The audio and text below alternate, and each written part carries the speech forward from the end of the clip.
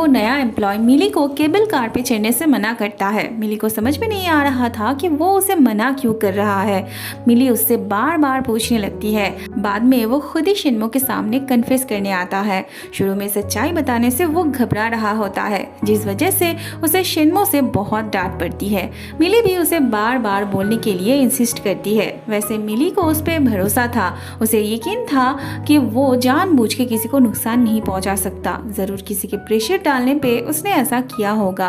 फिर वो सच्चाई बताने लगता है। दरअसल उसके साथ एक टाइम पे डिप्टी मैनेजर की अच्छी खासी दोस्ती बन गई थी। एक दिन उसने उसे ड्रिंक पे बुलाया था और नशे की हालत में उससे गलती से उसके उंगली में पहनी हुई अंगूठी टूट गई होती है, जिसकी कीमत उसने बहुत ज्यादा बताया था। उसके पास उतने पैसे ना होने की वजह से उसे एक कॉन्ट्रैक्ट पेपर पे साइन करना पड़ा था। इसीलिए वो उससे जो भी करने के लिए कहता है उसे वो मानना ही पड़ता है।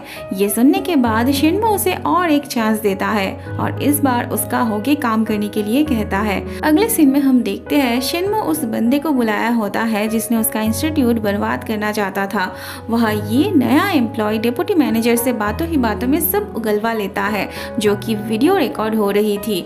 फिर तो इन्हें भी पुलिस स्टेशन जाने की घबराहट हो रही थी, पर शिन्मो बस उन्हें वार्न करना चाहता था। इसीलिए वो शिन्मो की तरफ ग्रेटफुल होता है। शिन्मो की तबीयत अचानक से खराब हो जाने पे मिली उसे घर ले आती है, फिर उसकी केयर करने लगती है। बाद में शिन्मो को सोने के लिए कह के वो खुद ही बार बार उसे बुलाने लगती है। एक बार तो रिप्लाई ना मिलने पे वो शिन्मो के करीब जा रही होती है। तभी शिन्मो अपनी आंखें खोलता है और मिली को उसे सोने देने के लिए कहता है। सुबह मिली नेट सर्च करके शिन्मो के लिए खाना बनाने की कोशिश कर रही होती है, पर वो तो खाना जला के बैठती है। फिर शिन्मो आके उसे दिखाने लगता है। मिली तो उसके कटिंग स्किल देख के फिदा हो जाती है। ऐसे में अनहुई और फैंग आ जाते हैं और अनहुई सबके लिए खाना भी ऑर्डर करती है। फिर चारों मिलके बातें करते करते खाना खाते हैं। बाद में मिली को पता चलता है कि अनहुई शिन्मो से पागलों की तरह प्यार करती है, जिसे जानने के बाद मिली को थोड़ा बुरा लगता है, क्योंकि हाल ही में वो शिन्मो को थोड़ा थोड़ा पसंद करने लगी थी। मिली अनहुई की फीलिंग्स को फैंग की तरफ करने की कोशिश करती है, पर अनहुई पूरी जिंदगी शिन्मो के लिए इंतजार करने को तैयार थी। अनहुई मिली से कहती है अगर कोई लड़की शिन्मो के करीब जाने की कोशिश करती है तो वो उसे जरूर बताए, ताकि वो उस लड़की को शिन्मो की जिंदगी से दूर भेज सके। मिली को बार बार शिन्मो की ख्याल आने लगी थी। वो तो कंफर्म होने के लिए रनरन से भी पूछती है कि प्यार में क्या क्या होता है। रनरन कहती है हर वक्त उसी के बारे में सोचने का मन करता है। अगले सीन में हम देखते हैं मिली फिर से शिन्मो की देखभाल करने के लिए आई होती है। बाद में शिन्मो मिली से दवाई लाने के लिए कहता है तो मिली ड्रॉयर खोल के शिन्मो की मेडल देखती है। वो मेडल बहुत ज्यादा रिस्पेक्टफुल था, तो मिली के तो होश ही उड़ जाते हैं। शिन्मो आके जब ये देखता है तब वो उसे उसकी चीजें हाथ लगाने से मना करता है। फिर दोनों में खट्टी मीठी बातें होने लगती है। अगले दिन मिली शिन्मो को सूप पिला रही होती है, जिसका बहुत ही ज्यादा गंदा टेस्ट होता है, पर फिर भी बेचारे को पीना ही पड़ता है।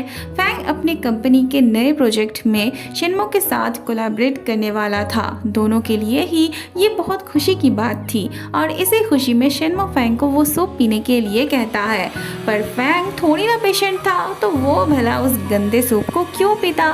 फिर तो शिन्मो को ही वो सूप खत्म करना पड़ता है। अगले दिन सुबह शिन्मो कुछ ढूंढ रहा होता है। मिली के पूछने पे वो कहता है क्या उसने रिंग नेकलेस देखा था, उसने नैपकिन पे मोड़ के रखा था। मिली कहती है उसने कचरा समझ के वो फेंक दिया था। तब शिन्मो बेचैन होके बाहर चला जाता है।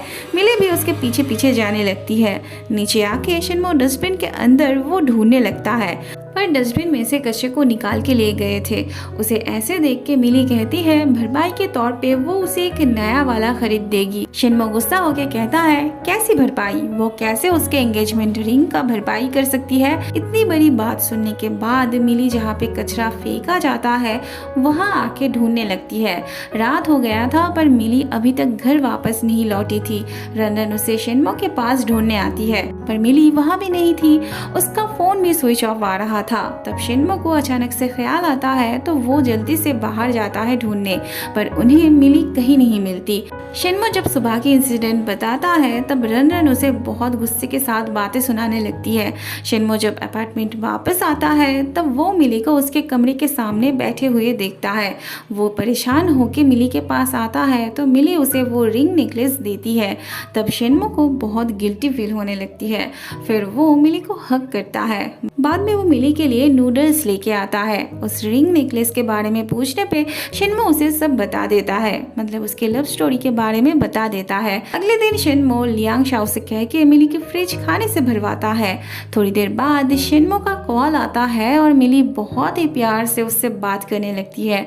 वहाँ वो नया एम्प्लॉय शिन्मो की तरफ ग्रेटफुल था, क्योंकि इतना कुछ हो जाने के बाद भी शिन्मो ने उसे जॉब से नहीं निकाला था। अगले सीन में हम देखते हैं शिन्मो मिली के पास आके बैठता है उससे बात करने।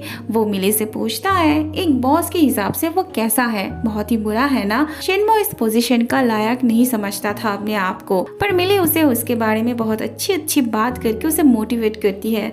अगले दिन फैंग के बर्थडे के लिए ये दोनों घर सजा रहे होते हैं। बाद में बलून को चिपकाने के लिए शिन्मो मिली की बाल यूज करता है और फिर इसी को लेके दोनों मस्ती करने लगते हैं।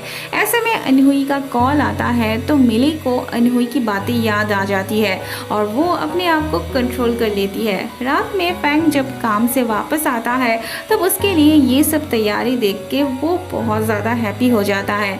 मिली जब उसे विश मांगने के लिए कहती है तब फैंग को आयश की बात याद आने लगती है। बाद में चारों मिलके बहुत मस्ती करने लगते हैं।